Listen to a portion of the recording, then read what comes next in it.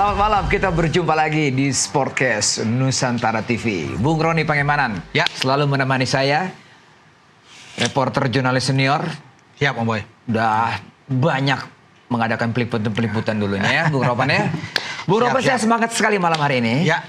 Karena tamu yang kita hadirkan sangat istimewa. Langsung kita undang dari Sentani. Sentani datangnya, luar biasa. Bung Ruli Neri, tapi kita panggilnya lebih cocoknya Om Ruli. Jadi kalau di mana-mana itu panggilnya Om Ruli. Bung Ropan, udah lama nggak ketemu Bung Ruli kan? Lama kita terakhir di Pancoran kita ya. Siapa? Sama. Jadi ini buat Gen Z nih, buat Gen Z yang suka sepak bola, remaja-remaja, coba putar-putar cari-cari tahu bagaimana kiprah Om Ruli. Posisi dulu gelandang, betul Bung ya? Gelandang serang, stylish, ya kan, teknik tinggi. Oh iya. Inilah dia. Teknik skill luar biasa. Teknik skill. Jadi bahkan yang senior pun, yang timnas senior U23, kalau nggak kenal Om Ruli ya keterlaluan banget. Ya kan? Harus jadi contoh yang baik. Betul. Om Ruli, selamat datang di studio Nusantara TV. Terima kasih untuk kehadirannya. Kita ngobrol-ngobrol santai tentang sepak bola, khususnya mengenai U23. Tapi pertanyaan saya yang pertama ini, Bung Ropan dan Om Ruli, terkait U23. Bung Ropan sudah bahas di podcastnya, di YouTube-nya juga. Om Ruli juga sudah banyak ditanya wartawan soal hasil U23 itu. Ya kan? Ya banyak masukan, kritikan.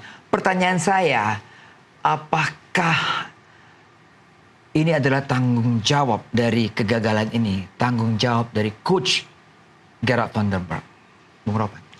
Kalau bicara Om Boy soal tanggung jawab, ya sebagai pelatih kepala dong. Ya. Mana-mana dia harus bertanggung jawab, bukan pemainnya yang harus disalahkan. Kalaupun gagal ya pelatih yang harus disalahkan sebagai tanggung jawab.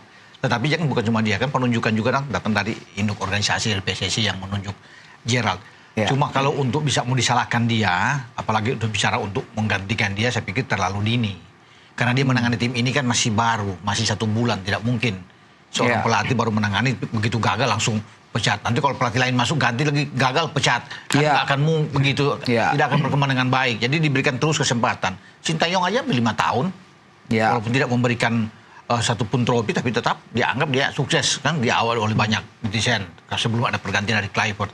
Jadi mungkin kalau bicara dengan U23 kegagalan ini, menurut saya ya bagi seorang pelatih ya dia diberikan kesempatan lagi. Karena kan dia menangani, kecuali dia 1 tahun menangani tim U23 ini, Kadek Ardan kawan-kawan, kemudian gagal. Nah ini, tapi kalau ber1 bulan dia tangani tim ini, ikut di turnamen AFF, kemudian gagal, disalahkan dia, saya pikir enggak juga, saya pikir dia. Makanya kan PSSI Ketua Umum Pak Erick memberikan kesempatan lagi untuk melihat sampai di bulan September kualifikasi Piala Asia U23.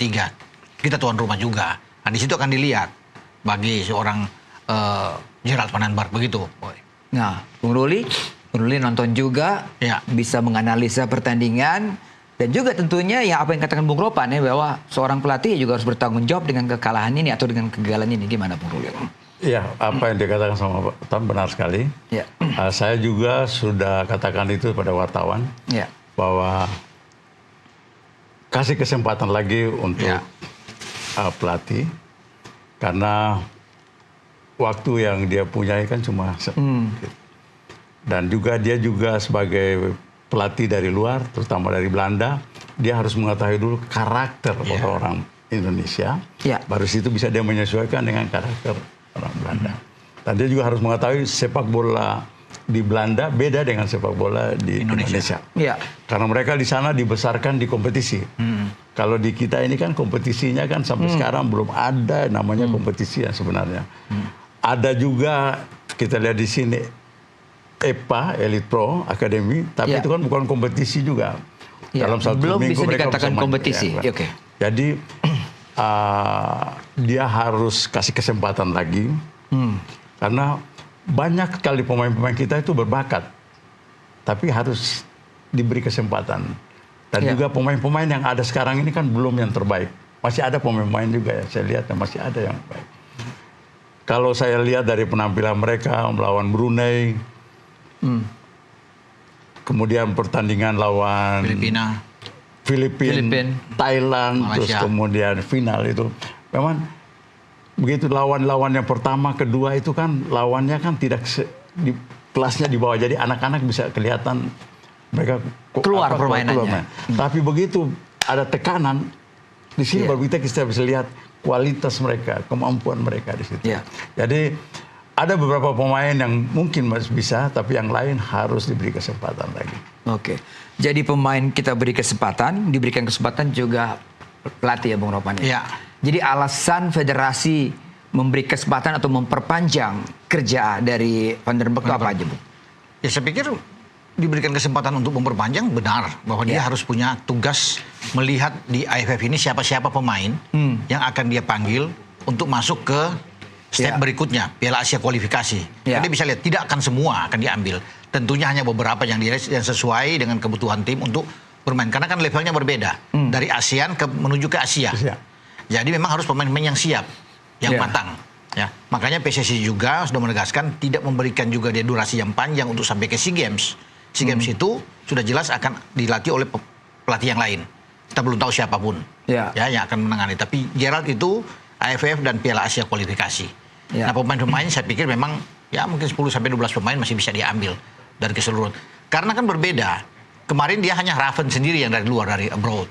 Dia tidak punya Marcelino. Lain aja kan kemarin itu kalau ada Marcelino, Ivar Jenner, Rafael Struijk main, ya kan, Justin Hubner, tentunya akan berbeda. Tetapi tugas dia yang sebenarnya saya pikir di ASEAN karena itu yang paling penting, kita harus lolos ke Arab Saudi.